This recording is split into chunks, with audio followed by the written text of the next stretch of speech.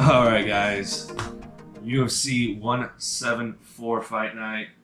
Last one on Fight Island. Yeah, man. This is a good way to end it off. It's such a stacked card. The main event's huge.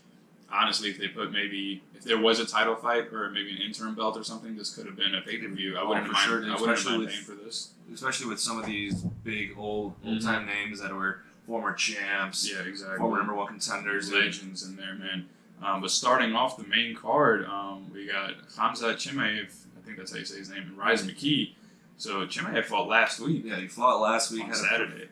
A great performance. Yeah, with a second round submission. And then we have McKee, who's the debut coming from Cage Warriors. Cage Warriors, yeah. It's wild. I guess I think he had a fight scheduled with Cage Warriors, and from what I read, like the president called him up, like, "Hey, I know you had this fight, but the UFC is offering this contract." I don't know how that works if Cage Warriors is like a sub of UFC, or maybe they just have connections. Yeah, that I'm not 100%. But good for him, man. I mean, it's a tough. I'm sure that's very short notice too. That he's going to have to quarantine, fly over there, quarantine again when he lands, cut the weight. But I mean, if Masvidal could do it, he could do it. Oh, definitely. I mean, Masvidal can cut 20 pounds in exactly 5 days. Yeah. Why not? So it's going to be a good fight. McKee's coming 10 wins, 2 losses, and 7 of those wins were knockouts or TKOs.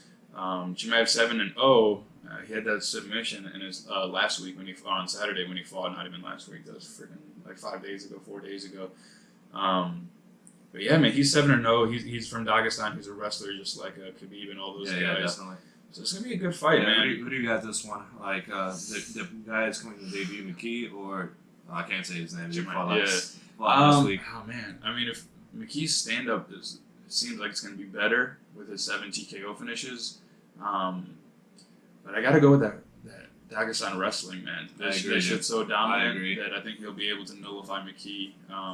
And it'll be 8-0 for Khamzat. So definitely. Then moving up that card, we have Alex Cowboy Oliveira. Oliveira. It's all right. I can't talk. Tongue twister. And Peter Sabata. Thank you. Yeah, man. Cowboy's super entertaining. He's always, you can never count him out, but he's one of those fighters you can't really put all your chips on him, Right, but you can also never put exactly. chips on him. Yeah. If he's in your parlay, it's a risky one in my opinion, but if you are a gambling man, that's a risk to take. I think he's, in my opinion, more entertaining than Sabata. Yeah, I don't know much about Sabata. Yeah. But I know Cowboy. He's been around. He fought a couple weeks ago.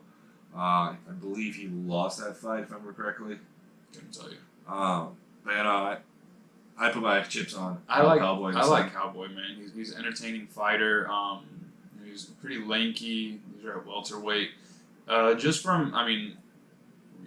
Just biased, just because I like him as a fighter, I'll have to go him. I'm not going to predict how he wins or anything like that, just because I can't get too specific, especially with not knowing a whole lot about Sabata. But I think, hopefully Olivier pulls out the W. Yeah, but either way, I'm sure it'll be an entertaining fight.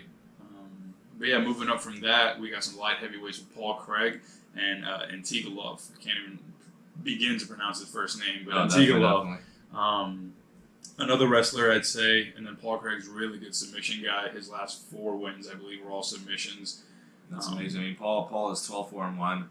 Antigulov is 20-6. Yeah, so it's gonna be. You were saying you had Paul earlier. Mm-hmm. I'm gonna go opposite side of you. Really? I'm gonna go the opposite side. Let's the only reason I said Paul is just I think if it's wrestling versus jiu-jitsu, especially if Paul has to work off his back or something. I think that, you can always slip in a submission if you guys are on the ground anyways. Now, if Antigulov tries to keep it standing, because he worries about the jiu-jitsu, Paul Craig's not bad on the feet, so this might be when he can, both light heavyweights. Pull out a TKO maybe. But that'll be entertaining to watch. It's such a stacked card already, man. Even though these names aren't top 5 contenders, they're still big names. Very enjoyable people to watch. Definitely. Moving up to the next one, we have the women's. Carla Esparza, I can't say her name. Esparza, and then Marina Rodriguez. So Esparza, she's fought a lot. She fought Michelle Waterson. That was her last fight. We had Waterson winning that, but Esparza pulled it up. Not very entertaining at all. Very, very slow fight. So hopefully this one's going to be a little bit more... So Marina's interesting, man. She's 12-0, but she has 2 draws. And from what we've seen...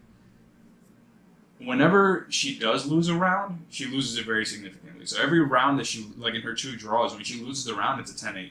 So she might win the other 2 rounds 10-9s, but that's what causes the draw.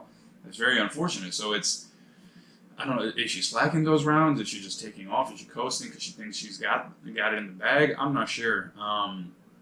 This one's kind of a toss-up. I don't think you can go wrong either way. I wouldn't put if you are a gambling guy, I wouldn't put this, on your parlay. On your parlay, yeah, man. Just because it could really go either way. Carlos Esparza's the bigger name. Marina Rodriguez coming in 12-0 undefeated. Just those 2 draws are kind of iffy on the record. Yeah, it's kind of iffy, man. I'm guessing you're going Carla. I probably have to go Carla just because fair enough. She's been around. She's fought for the title before. Has more experience. She's got more fights. I'll have to go Carla on this one. That's fair. I'm gonna go Marina. Yeah, just flip it up, man. Yeah, I mean 12-0. It's a good record, man. So we'll see. Definitely got an eye on her. And then right after that, man, these heavyweight bangers. We got Fabricio Verdum and Alexander Gustafsson, man. Gustafsson's moving up to heavyweight. Yeah, coming out of retirement to go up. Any thoughts on him at heavyweight? Dude, he might be good. Like, he's got that's another big name in the heavyweight group. Since the heavyweight group they don't really have much. Minus like the top 3. Yeah, top 3, top 4. Gustafsson's super entertaining, man. I mean, I hated after the Jones fight, he still did well, but he did, especially the second fight. I did not think he performed that well. No, I think this fight he's gonna win this one, and this may intrigue John Jones to jump up to the heavyweight. That'd be interesting. So I think that'd be them at heavyweight awesome. would be popping. And I think Gustafsson he can beat John Jones at heavyweight. Personally, that's what I'm thinking. I think he's the better boxer. Just all around, Jones is a better fighter both times. But the first time was iffy, very iffy. Very questionable. Every time I've watched it, I score John winning, but other people say different. And so I mean, Verdum's got good stand up. He's got great jiu-jitsu. Gustafsson's got really good takedown defense. Really, really fucking good takedown defense. I mean, we said that last time what was his name against Curtis Blades, Alexander Volkanovski? No, Alexander Volkov. Yeah. He had a really great takedown defense. I got taken down 36 times. Yeah, fight. Not 36 times, but Curtis Blades was a monster though.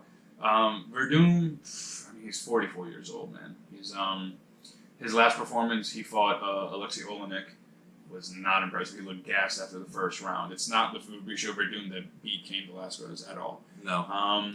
I think Gustafsson's got probably a second round TKO in this one. I'll have to go with you with this one. I don't see Verdum submitting him. This one. I don't see Verdum beating him on the feet.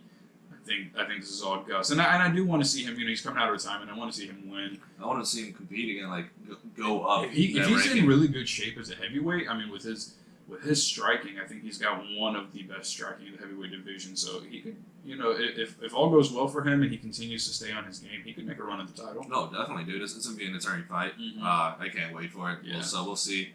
And after that, we got 2 legends in the game, man. Shogun. Yeah, we got Mauricio Shogun Hua and Lil Nog. We got Antonio Nogueira. They have the same fucking name, which I never really. Maybe it's a Brazilian thing. He's Antonio with a G. Rogério Nogueira, and then his brother's Rodrigo. The same Antonio Rodrigo Nogueira. So it's one letter. Yeah, but Lil Nog and Big Nog. This is Lil Nog. Fuck, man. It's great to watch legends fight, but I'd rather them just not. It's kind of like watching Chuck and Tito for the third time. Like, I mean, it's a cash grab for them, Yeah. Which. Let the boys get paid, I'd rather see this flipped with the I'd rather have the Gustafsson fight as co-main. Oh, definitely. Yeah. I agree. But, I mean, you're Shogun. Yeah, I mean... So he has to be on top. Yeah, Shogun's got really good striking, man. I mean, he's a legend for a reason. When was the last time he fought, dude?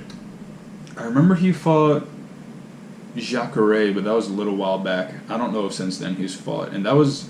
I think it was Jacare. And that wasn't the most entertaining fight either. It's at light heavyweight, okay. So Nogueira's fighting at light heavyweight. I think, if I'm remembering correctly, he kind of moves up and down sometimes. Maybe I'm wrong about that, but interesting fight. Nogueira stands up, even though he's incredible jiu-jitsu. He gave Anderson Silva his black belt. They're known for their jiu-jitsu, but I feel like they're probably just going to keep standing, honestly. Yeah, makes my sense. opinion. If I had to choose, I'll go Shogun. I'm gonna agree with you with this one too. Yeah. I don't know. Like I want to say decision just because I think they're both probably gonna tire her out, but I'm going decision as well, dude. I'm going 100% But- decision. if they're gonna be striking the whole time, maybe Shogun can pull it off. So just to get a little bit away from the decision, maybe a third round finish. But Maybe. also a little bit more Maybe. likely that it's probably going to go to decision. But super entertaining fight, man. Like, it's great to watch the legends. Like I said, who knows how entertaining it'll be. We'll see on Saturday. But, you know, it's such an entertaining card, man. And then going on to the main event, we have Bobby Knuckles and the Gorilla. Dude, Whittaker until... it's a good fucking fight, man. Right, dude. I remember when this was first announced, I was like, oh, shit, I can't wait for this. Whittaker's man. coming off the loss against Adesanya. Yeah. Did Till win his last fight? No, Yeah, Kelvin Gastelum, he beat him. Was it He Kelvin or lost was to it... Tyron. He got knocked out by Jorge, and then he moved up to middleweight. And he beat Kelvin, which that fight wasn't very entertaining at all. No. Which I understand. You know, Till was coming off his 2 losses. Maybe the confidence wasn't there. He was fighting a little weary. But this is interesting, man. I mean, Till's. You know, he. I love Till. He would. Oh my God, he's one of my Love favorite. Till. Man. I love Whittaker too. Yeah, Whittaker's. This one's a super hard good pick. man. Hard to pick. Very. I think Whittaker's the more technical fighter. Till's left hand is just fucking scary, man. It's like Conor with his left hand. One thing I wish Till would showcase more is his Muay Thai. Because when he was like 18 or something like that, he got stabbed at a nightclub in Liverpool, and then his coach was like, dude, you gotta go. So he went to South America, trained there. His Muay Thai got really fucking good, but he very rarely does the head kicks, the leg kick. Like, he'll use them in his arsenal, but really he's setting everything up for that power left. Mm-hmm. And honestly, man, you know, Whittaker he's had some wars. You know, he had the 2 with Yoel, got dropped in both of them really bad. But came back and beat him. Yeah, he came back. And then Adesanya dropped him twice at the end of the first round, and then he beat him in the second round. Does Whittaker still have a chin? I don't know. I mean, it's been a long layoff for him. Yeah, It's been that's over true. a year now. Has it? Or close to It's a been year. a while, yeah. Yeah, I mean, he fought in October last year. Okay. So close It's to been a a year while, yeah. since his last fight, so... Yeah, maybe. Yeah, he's probably okay, man. But man, that's just. It probably was just so many back to back, you know. But and they were big punches, of course. Getting hit by Yoel Romero, getting hit by Adesanya's accuracy, man.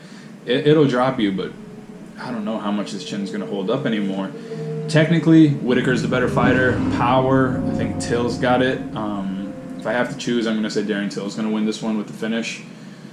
First, second, third, fourth, fifth. Man, I would. Fuck. I'm saying I think Till it's, as well. I think it's early. Early, Yeah. I'm saying second round TKO. You're gonna see, Till with that power. And then I think he'll catch him with a straight hey, left and just fucking anyone can finish get him. it. Oh yeah, for sure. Anyone can get it. Anyone can fucking get it. I don't care. I fucking love Darren Till, man. You'll love that. Super entertaining, man. I think what is it? That what's his name's always bet over under. I'll say the under the halfway mark. Till's gonna win. I don't know first round, second round, So, but I'll say under the midway mark. Point of the fight. right at 3 minutes. Yeah, somewhere Or under third round somewhere under the at third 250. round at 250. He's gonna finish Whittaker, in my opinion. I just don't think Whittaker's got the power to finish Till. I mean, if Till wins, it's gonna be a big stepping stone Well, for him. he's saying if So- I beat Whittaker, he's like, I already beat Gastelum, who's a top contender at middleweight. He's like, and then if I beat Whittaker, he's like, I want the winner of Adesanya and Costa. Which I think deserves it. Yeah, I mean, with really, only there's 2 not losses. a whole lot of people left for him to fight in that division. Jack Hermanson, the guy who just heel hooked, he heel hooked Kelvin Gastelum on Saturday. He's saying that he wanted the winner of this fight, which there's an argument for that. There is. Especially if you consider timing. We're towards the end of July. It's rumored that Adesanya and Costa are going to fight like September 19th. So there is room for another fight if, let's say, Till wins this fight, then he fights Jack, and then the winner of that faces Adesanya or Costa, whoever wins that fight. So regardless, I think Darren Till wins this fight. Yeah, it's gonna be another great fight night on Fight Island. Fucking stacked, man. Don't miss it, guys. I know last week was on the app. is this one. This one's on ESPN, so Yeah. everybody can watch it. It starts at 7 p.m. is the main card. It's pretty early, so I might have to miss the first fight or something like that. But yeah, you can always catch it on your phone or something. yeah, exactly. No, it's gonna be entertaining, man. I hope everybody tunes in to watch this one. Yeah, it's gonna be great for sure. So I mean, you know, hopefully you guys see these predictions. Maybe you agree, maybe you disagree. Let us know in the comments. We've been getting a little bit of traction on the channel. A little bit of traction. So hopefully we can keep that going. You know, we appreciate you guys. But yeah, like, comment, subscribe to the channel if you haven't yet, and we'll see you after Saturday's fights.